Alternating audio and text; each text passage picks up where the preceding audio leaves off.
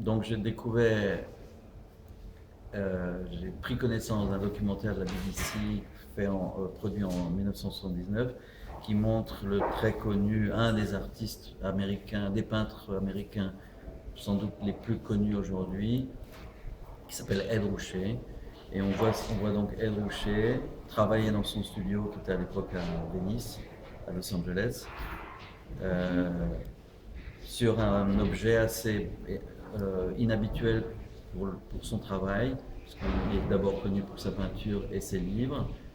Et il travaille sur une sorte de sculpture qui est un faux rocher, qui est assez gros.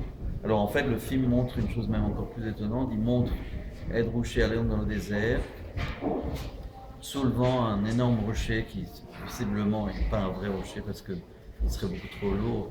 Et il le transporte sur un pick-up, il l'amène à Los Angeles et il le met dans son studio. Il dit que ce rocher s'appelle Rocky, qui très vraisemblablement a une blague et une référence à Rocky de Sylvester Stallone qui est sorti la même année. Et il explique que ce faux rocher était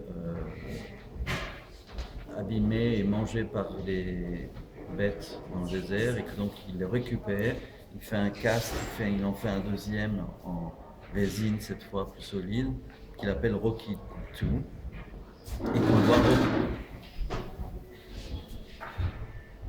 et qu'on le voit replacer au même endroit entre d'autres rochers dans le désert. Donc je trouve que c'était une pièce assez intéressante, enfin très drôle et très intéressant. Euh, Ça faisait référence au land art et au cinéma en même temps. Et puis je pense, je ne peux pas vraiment poser la question, est-ce que j'étais certain qu'un artiste de cette envergure, un film sur un artiste de cette envergure produit par la BBC, etc., j'étais certain que tout le monde connaissait. Et donc en essayant de partager mon enthousiasme sur cette pièce, j'ai réalisé petit à petit que personne n'était au courant ni de la pièce ni du documentaire. Et plus je cherchais des informations sur cette pièce, et moins j'en trouvais. Et donc le mystère s'épaississant, j'ai réalisé au bout d'un moment que Ed Ruscha avait fait volontairement ou pas ce que Hitchcock appelle un MacGuffin. Et donc le MacGuffin, pour les gens qui ne se souviennent pas ce que c'est cet objet mystérieux qui est recherché par les espions et qui est... Attendez, on est en train de faire un petit tournage. 2 secondes, on fait un petit... Non, il n'y a pas de problème, je fais juste une interview.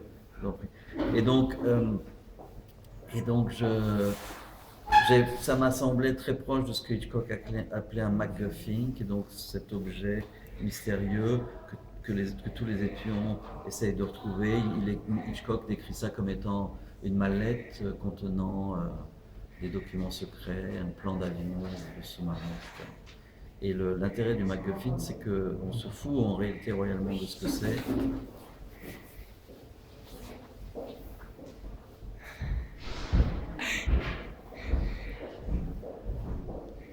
Et de ce que l'on imagine pouvoir être, peut-être.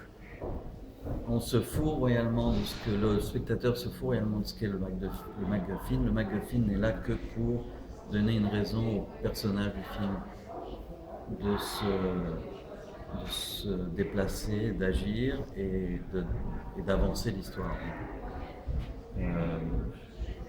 Et donc je me suis dit finalement, c'est cet objet qu'a fait Ruscha que personne ne connaît et qui est très mystérieux, est un parfait MacGuffin qu'il faut replacer dans le contexte du cinéma. Donc j'ai décidé d'employer un détective privé à la recherche de ce rocher.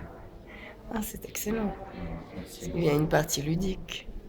Ah oui, très bien. Et aventureuse. Comme dans quasiment l'ensemble de mon travail. Bien sûr, c'est certain. Et voilà. Et donc nous sommes en plein dans la production de ce film. C'est votre premier film, je crois. Oui. Et on est... Comment ? Je crois Nicolas Joly m'a dit qu'il s'agissait de votre premier film. Oui, en tant que... Oui, d'accord. En tant que réalisateur et scénariste, d'une certaine manière. D'accord. Vous pensez approximativement, bien sûr, l'envisager pour quelle période ? Normalement, il doit être terminé oui. pour janvier 2016. D'accord. Ok. Dans un an. Et on est en plein maintenant dans lancé une campagne de crowdfunding pour essayer de retrouver, donc c'est un budget assez important, mais donc là on a l'intention de tourner une fiction de 10 minutes, c'est un documentaire essentiellement, et pour faire cette fiction de 10 minutes, on demande un crowdfunding d'intervenir pour essayer de lever une somme de 150 000 dollars Pour aller plus loin, bien sûr. pour pouvoir faire ces 10 minutes de Bien fiction sûr. et finir le film. Ok, merci à vous.